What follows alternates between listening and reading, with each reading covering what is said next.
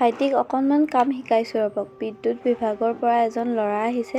চলাৰৰ বাবে হেনো চবৰে একাউণ্টত পইচা সোমাব আৰু পইচা সোমাব বুলি কোৱাই চবখিনি উলিয়াই দিছোঁ আৰু যি লাগে আৰু এপ্লাই কৰাৰ হৈ বাৰু 100 টকাকৈ লৈছে। আৰু এয়া বৰদেউতাই আনিছে তিতা কেৰেলা গছ, ভোট জলকীয়াৰ গছ।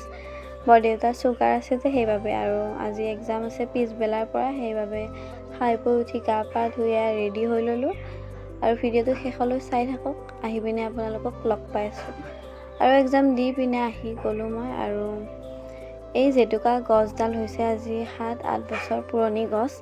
সৰু থাকোঁতে মই যেতিয়া জেতুকাকৈ চিঞৰি আছিলোঁ ন, তেতিয়া মায়ে এনেকৈ আনি পিনে ৰুই থৈ দিছিলে। এই গছডাল এতিয়াও আছে আৰু আমাৰ নেমু চাওক এটাতে আধা কেজিমান হ'ব। আৰু ফাইনেলি বৰফ খোৱা দিনকেইটা আহি গ'ল আৰু আজিকালি ৰীল ডেইলি আপলোড দিয়াটো এটা কৰ্তব্যৰ নিচিনা হৈ গৈছে ন, চবৰে ভাইৰেল হ'ব মন।